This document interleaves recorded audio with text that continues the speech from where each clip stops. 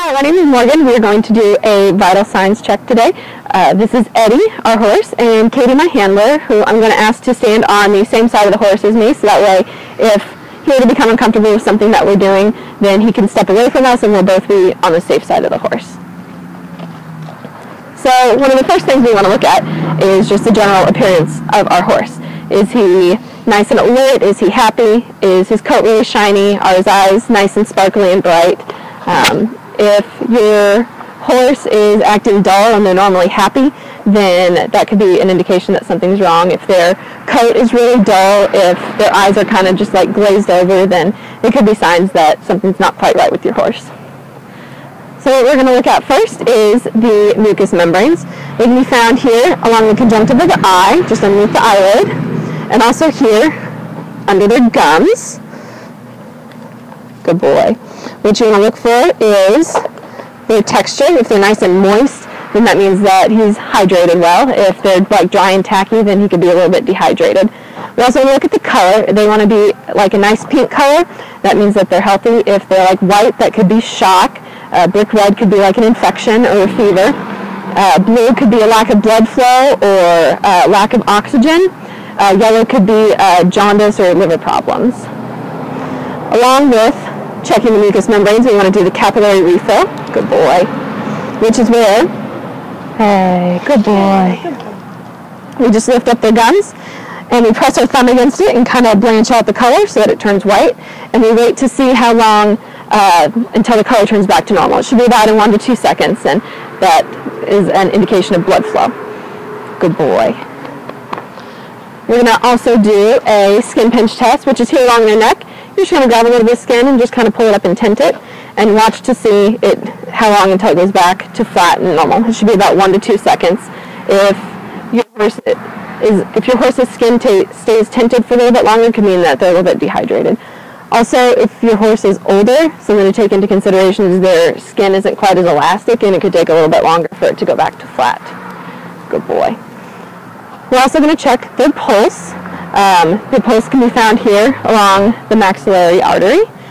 So what I'm going to do is I'm going to find it and time it for 15 seconds and multiply it by 4. Good boy.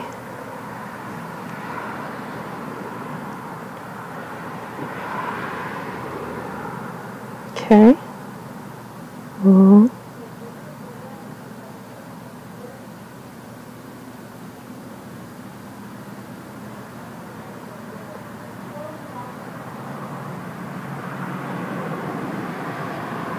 Good boy. Okay, so I got 9, so we multiply it by 4, and that's 36. The normal range is 32 to 44 beats per minute, so his is right in that range. Another place that you can check for their pulse is down here, just behind the knee, the radial pulse. And there is one more place that you can find their pulse. It's called the digital pulse, which is down here behind the fetlock, but that's one that you shouldn't really feel unless that there's a problem in the hoof, like an abscess or laminitis or something. Okay. Now we're going to check his heart rate. Using the stethoscope, we're going to put the end of it here along the abdominal wall, just behind the elbow. And again, time it for 15 seconds. Oh, good boy.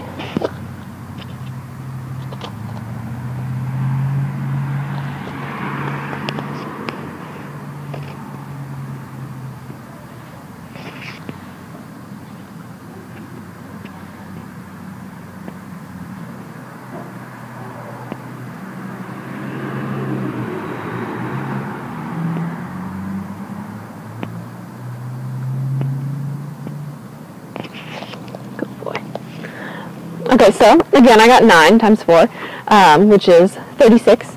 So that's also within the normal range of 32 to 44 beats per minute. Good boy. It's back to Katie. We're also going to, check their respiration. So what I'm going to do is I'm just going to put my hand here along their side, by their flank, and just feel their side move as they breathe. Normal respiration is 8 to 16 breaths per minute. So I'm just going to time it for 15 seconds. Again.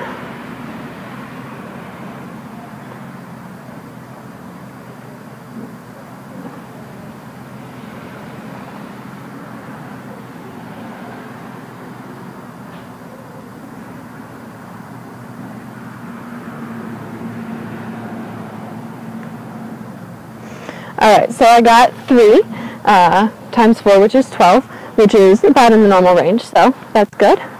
Alright, we're also going to listen to his gut sounds. We're going to listen high and low on his abdominal wall.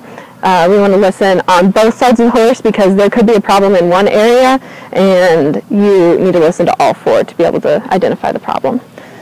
So I'm going to just keep my hands along his back and on his legs so that way he knows where I am and listen for sounds. Oh, good boy. And there's some grumbling. Good boy.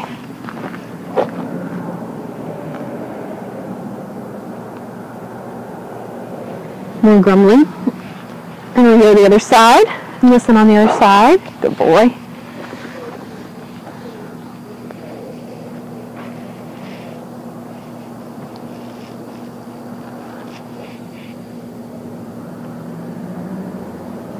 So you had gurgling and grumbling sounds on all sides. If you didn't hear any sounds, that could be an indication of colic. And also if you were hearing like continuous constant sounds, then that could be an indication of colic. You want to hear frequent sounds, but not like all the time sounds. Good boy. Alright, last we're going to take his temperature. What you're going to want to do is you can either use a mercury thermometer or a digital one. If you have a mercury thermometer, you want to make sure that you have a string so you can tie it to the horse's tail. You also want to make sure that you shake it down. Alright, we're going to use a digital thermometer because it's a little bit faster. What you want to make sure that you do is that you stick it in some sort of petroleum to lubricate it.